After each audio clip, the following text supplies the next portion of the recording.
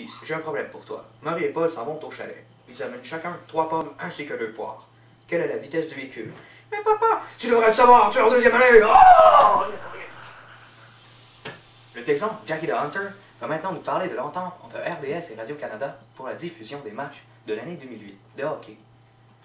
Je tiens à préciser que le message sera traduit de l'anglais à français par un technicien unilinguiste. Bonjour. L'entente qui donne l'exclusivité de la diffusion des matchs des Canadiens de Montréal au réseau des sports RDS se terminera au printemps 2008. Radio-Canada, ayant un budget plus élevé, proposera une offre qui sera plus alléchante que celle de RDS. Cependant, Radio-Canada ne risque pas d'obtenir les droits exclusifs sur les 82 matchs, surtout ceux de la semaine, car Radio-Canada ne risque pas de déplacer à l'horaire les séries télévisées les plus regardées pour un simple match de saison. Ce qui risque d'être négocié sont les matchs du samedi soir et les 50 matchs de séries éliminatoires. Petite remise en mémoire, en 2003-2004, les deux chaînes diffusaient les matchs du samedi soir simultanément et leurs codes d'écoute ont toutefois tous deux augmenté. Alors, je présume que si la situation se répète en 2008, la négociation ne sera pas trop féroce. That to you, Jimmy!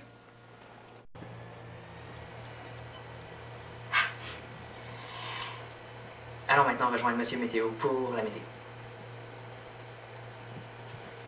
Bonjour, oui, pour la météo. Ok, commençons par le vent.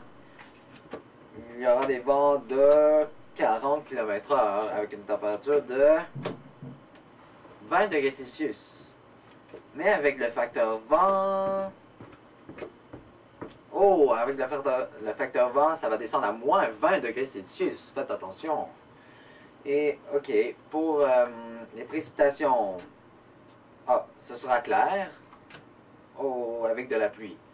Et de la grêle, du verglas. 8 cm de verglas. Eh oui, malheureusement. Oh, un joker! Attention, il y aura donc une tornade. Oh, oh, oh. Voyons. Ah, encore vous? J'étais justement en train de brasser un cube Rubik. Parlons maintenant du tsunami survenu aux îles Salomon avec Claude Voyant. Tout d'abord, mais qu'est-ce qu'un tsunami? Un tsunami est généralement provoqué par un séisme sous-marin. Dans le cas des îles Salomon, comme dans le cas du tsunami de décembre 2004, il a été provoqué par un glissement des plaques tectoniques à environ 45 km de la côte. Cela occasionne un déplacement rapide d'un grand volume d'eau qui se propage sous forme d'onde dans l'océan à environ 800 km/h sous la surface de l'eau. Quand l'onde arrive à proximité de la côte, elle perd de la vitesse, mais prend de la hauteur et forme de gigantesques vagues qui peuvent atteindre 60 mètres. Mais dans les îles Salomon, on a enregistré des vagues de 3 à 5 mètres de haut. Ouais. Et en résumé, le séisme a provoqué environ 5000 sans-abri et 28 morts. Toi, la technicienne barbue, je t'emmerde! Et toi, le nain insuclours, je vous emmerde tous! Ah, le docteur Pierre Mailloux, récemment radié de son poste de psychiatre, peut de nouveau pratiquer sa profession à plein régime. Parlons-en avec le docteur lui-même. 2 mois après sa radiation provisoire, le Doc Mailloux, c'est-à-dire moi, peut maintenant reprendre son titre de médecin, donc sa fonction de psychiatre. Il peut donc de nouveau rencontrer les patients jusqu'à l'affaire soit complètement réglée. Suite aux événements atteignant sa vie personnelle, il envisage de poursuivre le Collège des médecins au nom de ses nombreux patients ayant été privés de service durant ces 2 longs mois.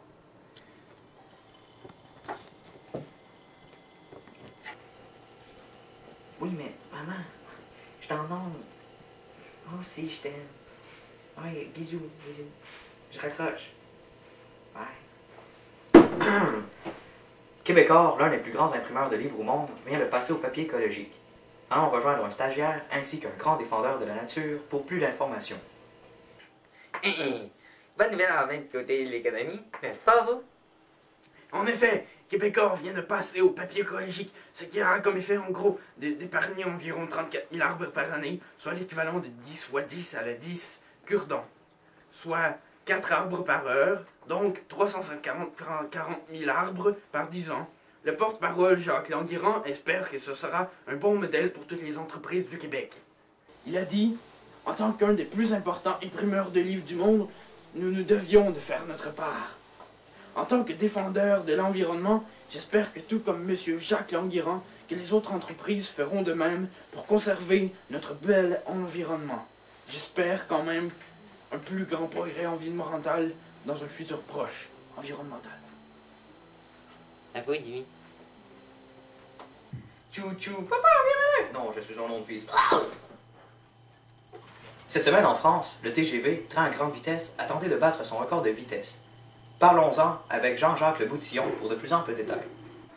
Mardi 3 avril en France, le TGV, train à grande vitesse, a tenté de battre le record mondial de vitesse sur rail étant de 515,3 km/h accompli en 1990 par le TGV français. Leur objectif, 560 km/h et même jusqu'à 580 km/h. Le test, ayant comme nom de code V150 pour 150 mètres secondes, soit 540 km/h, s'est fait entre 13h et 13h30. Notons que le record mondial fait par un train est de 581 km/h et a été accompli par Maglev, un train japonais qui tient en suspension par un système d'aimant. Depuis la mi-janvier, le TGV a effectué plusieurs dizaines de tests atteignant les 559 km/h. Cette tentative n'a pas qu'un seul but. Les Français ont comme intention de vendre l'idée du TGV mondialement. Ah, on vient de m'informer que le record s'est battu, atteignant une vitesse de 578,4 km/h. De retour à vous, Jimmy.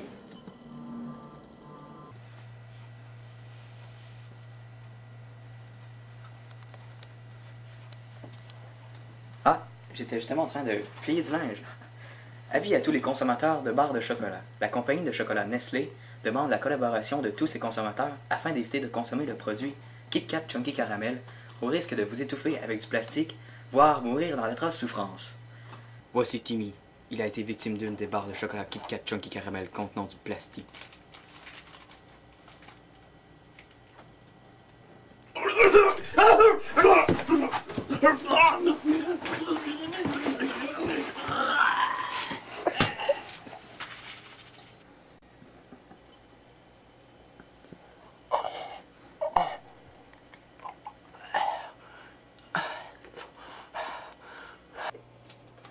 Des commentaires? Ben, c'est pas la première fois que ça m'arrive, là. Un Kinder Surprise qui m'ont fait le coup l'autre fois aussi. Une patente en plastique qui me pognait dans la bouche, là. Oh, vous n'êtes vraiment pas chanceux. Ça me fait mal. Oh, à vous, Jimmy. Pour conclure, eh bien, j'ai reçu un mystérieux papier avec des inscriptions me disant de parler des heures d'interaction liées à cette semaine. Pourtant, je n'ai aucune idée de ce que c'est. Alors, parlons de l'air environnement qui est directement lié aux événements tels le tsunami et Québécois. Suite à ce papier, j'ai trouvé une bouteille à la mer me disant de citer la station de la semaine, dite par Pierre-Carl Pellado, président de Québécois. En tant qu'un des plus importants imprimeurs de livres du monde, nous devions de faire notre part. Finalement, en arrivant au poste, une roche fracassa mon pare-brise et un message y était joint. « Parle-nous de la personnalité de la semaine », disait-il. Alors, la personnalité de la semaine est Jean Lafleur, due à son histoire qui a touché tous les Québécois. Merci et à la prochaine.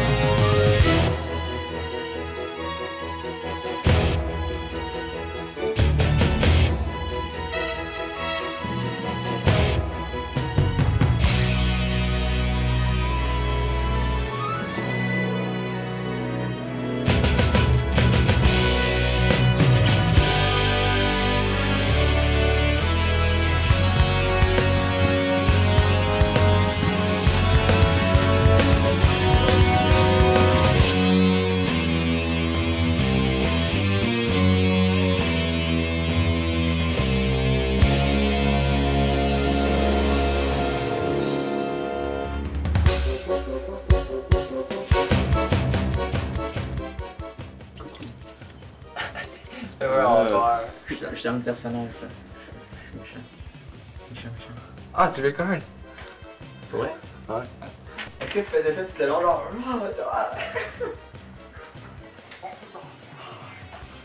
Ok, vas-y.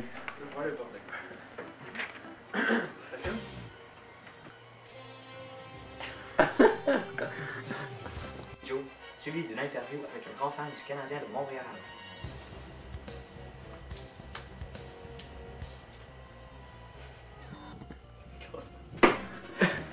T'es trop